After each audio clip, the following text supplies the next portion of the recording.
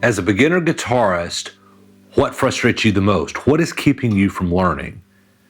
In the description below, there'll be a link. Book a call. We'll talk about it. I'll walk you through it. I'll give you some motivation and some tips. But for now, in this lesson, speaking of video calls, I was on a video call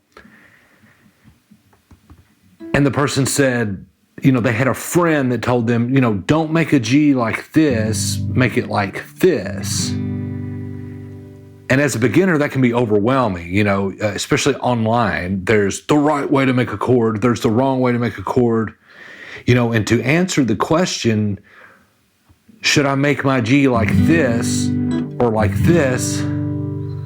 The short answer is yes. And I'll explain from your point of view. Okay, guys, is there a right way and a wrong way to make chord shapes?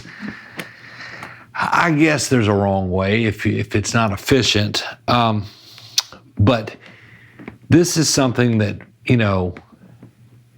especially online, people love to go, well, that's not the way, I get that a lot with my beginner lesson on YouTube, where people are going, well, if you make an E minor like this, and I know that.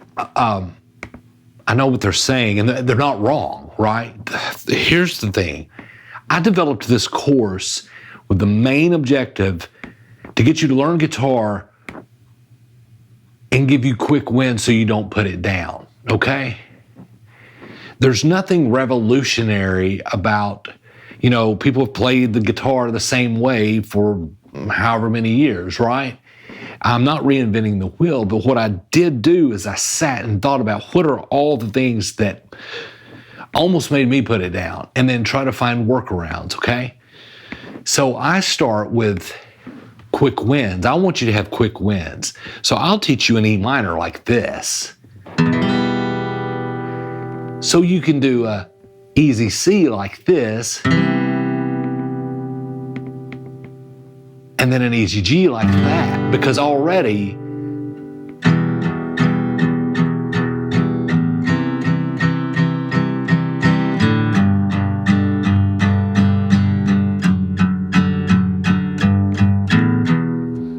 or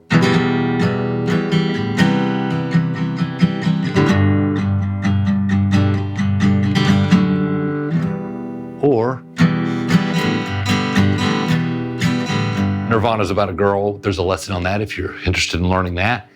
The other was The Cranberry Zombie. The other was Disarm by Smashing Pumpkins. Okay, so I'm trying to get you to play songs immediately. So I'm teaching you to make these chord shapes this way because it uses your two strongest fingers, because you're going to have finger issues in the beginning of them hurting. And it also builds muscle memory and gets you to make the chords correctly so that you're not muting strings, because all those chords have a lot of open strings. So it makes you have to dome with your hand. And then we'll start adding fingers to these chords. Okay? But you've already got the muscle memory, and you're not going to mute strings because you've been making them like this. And then we start working on these fingers and get those to toughen up. So it's eating an elephant a bite at a time. And this, other people have different ways of teaching, but for me, if I start you there and you're already playing Disarm by Smashing Pumpkins and you just know 3 chords and they're not even the full versions of the chords, or Blowing in the Wind by Bob Dylan, that's a win, man. You're gonna keep going. You're gonna want to learn more, right? So it's almost like a mind trick to trick you into doing things certain. I don't make E minors like this anymore. I make them like this. Like, I've been criticized on YouTube for not telling people to make it the other way. Well, that sets you up for these chords a lot easier if you make your E minor that way. In my beginner course, eventually I teach you to change fingerings, because then it's just a 1-finger add to make a chord in a totally different key, E major. Because you've been making an E minor like that, all of a sudden, it's one finger. Instead of just starting from scratch and going, put your finger here, put your finger here, put your finger here, and don't mute anything. E major, play it, right? So it's almost a trick, you know? You've learned this, and it builds, and it builds, and it builds. So the answer to the question is, you know, should I make my G's like this or like this?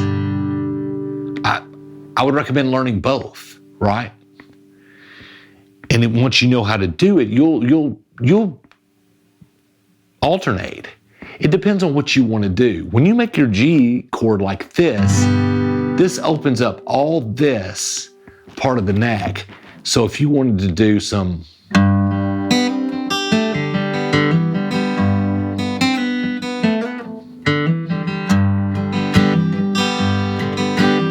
if you're making it like this, you can't do all that, right? So if you're wanting to play Tequila Sunrise by the Eagles, you're not gonna make your G like that. You're gonna make it like that.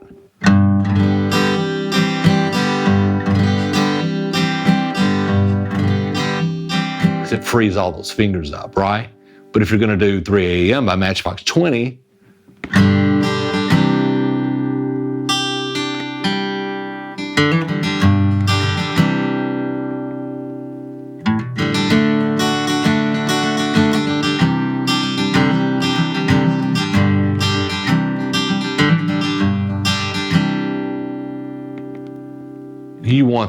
you want to be making your C and G with that, because that's how the song is, right? So it all depends, right?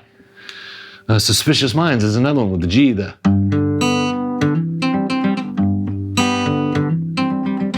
You know, so you're going to want to make your G like that. So it all depends. So, you know, if you learn a C like this in the beginning, that sets you up for that C add 9.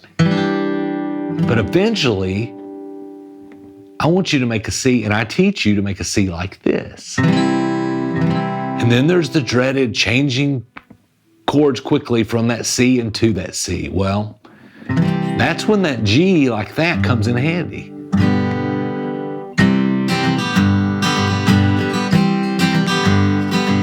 Versus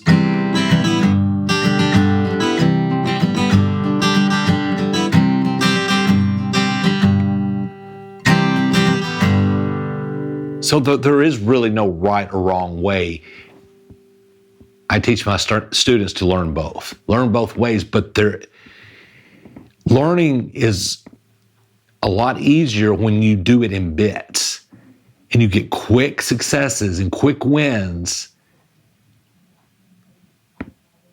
And then you just start adding a finger here, this whole course that I've developed. It's pretty much now add a finger here. Now add a finger here, because I've brought you to that point to where now all of a sudden it's like make an E major and you're like, oh, okay, it's my E minor with that finger there.